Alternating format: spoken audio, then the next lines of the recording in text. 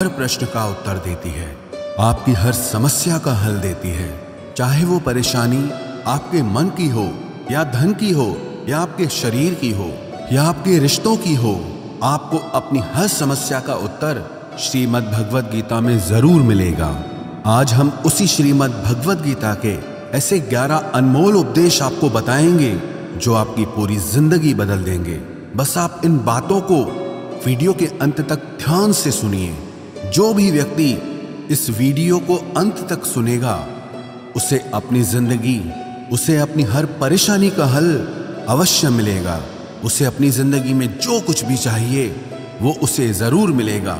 श्रीमद् भगवद गीता का सबसे पहला उपदेश यही है कि कोई अगर आपका अपना है या कोई आपसे बड़ा है तो उसका अपने प्रति गलत व्यवहार कभी भी सहन नहीं करना चाहिए। ये गीता का उपदेश हमारी जिंदगी से भी जुड़ा है। हम भी अपने मन की अधिकतर तकलीफों को ये सोचकर जिंदगी भर सहते रहते हैं कि ये तो मेरा अपना है, ये तो मेरा बड़ा है, इसको हम कैसे कुछ कह सकते हैं। हम अगर नहीं सहेंगे, कुछ कह देंगे तो हमारे रिश्ते ही खराब हो जाएंगे, हमारे रिश्ते ही समाप्त हो जाएंगे। पर सोचने की बात यह है कि उस व्यक्ति को आप अपना कैसे मान सकते हैं जो आपकी तकलीफों की वजह हो। अपना तो वो होता है जो हमारी तकलीफों को दूर कर दे। तो गीता का ये उपदेश है कि किसी को भी अपना फायदा मत उठाने दो, किसी को भी खुद पर जुल्म मत करने दो, क्योंकि आप जितना सहेंगे लोग आपको उतना सहने के लिए और मजबूर करेंगे। गीता का पहला अध्याय जिसका नाम अर्जुन विषाद योग और दूसरा अध्याय जिसका नाम सांख्य योग है, उसके आरंभ में अर्जुन ने श्री कृष्ण के आगे अपना दुख प्रकट किया है कि हे केशव, मैं कौरवों से कैसे युद्ध कर सकता हूं, ये सब तो मेरे अपने ही हैं। मैं कैसे भीष्म पितामह और द्रोणाचार्य से युद्ध करूंगा, क्योंकि वो दोनों मेरे पूजनीय हैं। इसलिए इन गुरुजनों को मारने से तो अच्छा है मैं भिक्षा के अन्न को खाकर अपने जीवन का गुजारा करूं। और जिन कौरवों से मैं युद्ध करने जा रहा हूं वो सब धृतराष्ट्र के पुत्र मेरे भाई ही हैं, मेरे अपने ही हैं। इन सबको मारने से अच्छा है कि मैं सन्यासी बन जाऊं। तो श्री कृष्ण ने अर्जुन से कहा कि यहां कौन अपना है और कौन पराया है। जो अधर्म करता है उसके साथ युद्ध करना तुझे मोक्ष और मुक्ति देगा। तू अपने इस मन के मोह को त्याग दे, नहीं तो सारा जग तेरी निंदा ही करेगा, तुझे डरपोक कहेगा। बात अपने पराये की नहीं है, बात धर्म और अधर्म की है, बात सही और गलत की है। अगर तू गलत को सहेगा, उसका अंत नहीं करेगा, तो गलत करने वाले को और बल मिलेगा, वो और भी गलत करेगा। इसीलिए मन के मोह को त्याग करके तू युद्ध कर। महाभारत की एक और कहानी भी है। जब अर्जुन के पुत्र अभिमन्यु की युद्ध में मृत्यु हो जाती है तब अर्जुन बहुत दुखी होता है, रोने लगता है। वो श्री कृष्ण से कहने लगा कि मेरा पुत्र अभिमन्यु मर गया है, मैं ये दुख बिल्कुल भी सहन नहीं कर सकता, मैं भी अपने आप को समाप्त कर लूंगा। फिर भगवान श्री कृष्ण उसे आत्माओं के लोक में लेके गए, जहां अभिमन्यु आनंद से बैठा हुआ था। क्योंकि उसने क्षत्रियोचित व्यवहार किया, इसलिए उसे उत्तम पद की प्राप्ति हुई। जब अर्जुन अभिमन्यु के पास रोते रोते पहुंचा, अपने पुत्र को देखकर अर्जुन बहुत प्रसन्न हुआ। उसे गले से लगाकर कहने लगा कि हे पुत्र, तेरे बिना तो मैं जी ही नहीं सकता, मैंने तो अपने जीवन की आशा का ही त्याग कर दिया है। तो अभिमन्यु कहने लगा कि आप कौन हैं? अर्जुन बोला, मैं तेरा पिता हूं, तू मेरा पुत्र है अभिमन्यु। तो अभिमन्यु कहने लगा कि कौन पिता कौन पुत्र, मेरे हजारों जन्म हुए हैं, किसी जन्म में आप मेरे पिता बनते हैं और किसी जन्म में मैं आपका पिता बनता हूं। आत्मा का न कोई माता होता है न कोई पिता होता है।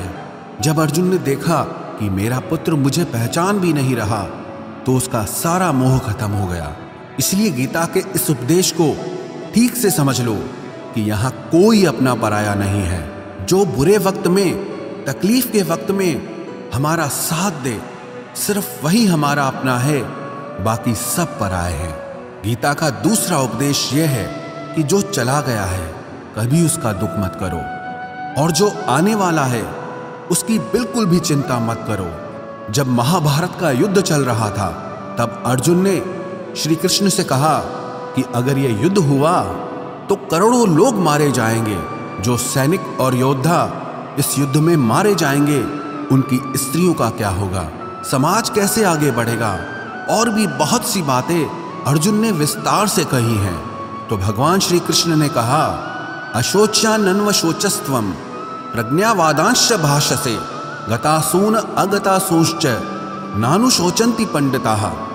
श्री कृष्ण बोले, हे अर्जुन, तू बड़ी बड़ी ज्ञानियों जैसी बातें करता है, लेकिन जो सच में ज्ञानी होता है, वो जो लोग मर चुके हैं, जा चुके हैं या एक दिन जाने वाले हैं, उनकी चिंता नहीं करता है, उनका दुख नहीं करता है।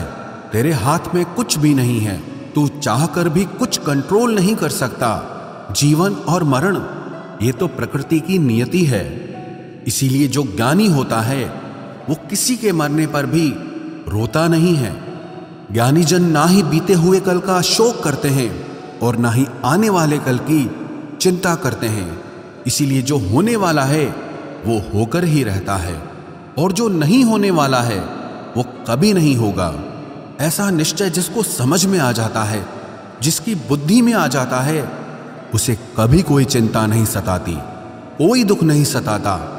हमारे सारे दुखों का कारण ही यही है। या तो हम जो वक्त गुजर चुका है उसे सोच सोचकर परेशान होते रहते हैं, या भविष्य की चिंता कर करके खुद को बीमार कर देते हैं, नष्ट कर देते हैं। गीता का ज्ञान हमें यही सिखाता है कि ना तो हम बीता हुआ कल बदल सकते हैं और ना ही आने वाले कल पर कंट्रोल कर सकते हैं। हमारे हाथ में सिर्फ वर्तमान है, सिर्फ आज का ही पल है। हमारा 98% तनाव और चिंताएं भूतकाल और भविष्यकाल के बारे में सोचते रहने से होता है। हम हमेशा उसी में ही जीते रहते हैं, मगर वर्तमान में कभी नहीं जीते, इस पल को कभी नहीं जीते। जब आप वर्तमान का पूरा आनंद लेना सीख जाओगे, तभी आपकी जिंदगी से तनाव कम होगा, चिंताएं खत्म होगी। वर्तमान में जीना एक बहुत बड़ी उपलब्धि है। हमारे हाथ में भी सिर्फ आज का ही पल है। हमें जो भी करना है आज ही करना है। कभी भी ये सोचकर समय को नष्ट नहीं करना चाहिए कि अभी मेरे पास बहुत समय बचा है। एक गुरुजी ने अपने एक शिष्य को पारस का पत्थर दिया। उनका वो शिष्य बहुत आलसी था, हर काम को कल पे टाल देता था। तो गुरुजी ने उसे कहा कि मैं तुझे ये पारस पत्थर दे रहा हूं। इस पारस पत्थर से जब तू लोहे को स्पर्श कराएगा तो वो लोहा स्वर्ण बन जाएगा, सोना बन जाएगा। और ये पारस पत्थर मैं तुझे 1 महीने के लिए दे रहा हूं। जब 1 महीना समाप्त हो जाएगा तब मैं तुझसे ये पत्थर वापस ले लूंगा। तब तक तू इस पत्थर को अपने पास ही रख। गुरुजी का वो शिष्य बाजार में लोहा खरीदने के लिए गया। जब बाजार में वो लोहा खरीदने पहुंचा तो उसे लोहे का वो रेट बहुत महंगा लगा। उसने कहा थोड़े दिन रुक के ले लूंगा, जब लोहे का रेट कम हो जाएगा।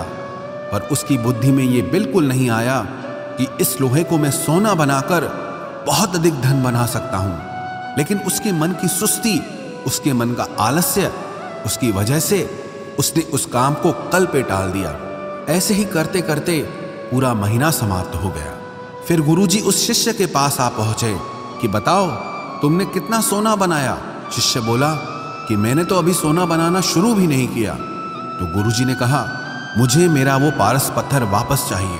शिष्य बोला कि नहीं, मुझे थोड़ा वक्त दीजिए, मैं थोड़ा सोना बनाना चाहता हूँ। गुरुजी ने कहा कि ये पारस पत्थर पूरा 1 महीना तेरे पास था पर तू कुछ नहीं कर पाया, लेकिन अब समय समाप्त हो चुका है। ऐसे ही ये हमारा जीवन है, हमारी जिंदगी है, और ये समय ही पारस पत्थर है। हम समय के एक एक पल से अपने जीवन को सोना बना सकते हैं, लेकिन हमें ये लगता है कि हमारे पास बहुत समय बचा है, एक दिन जिंदगी को जी लेंगे, एक दिन जिंदगी में खुश हो जाएंगे।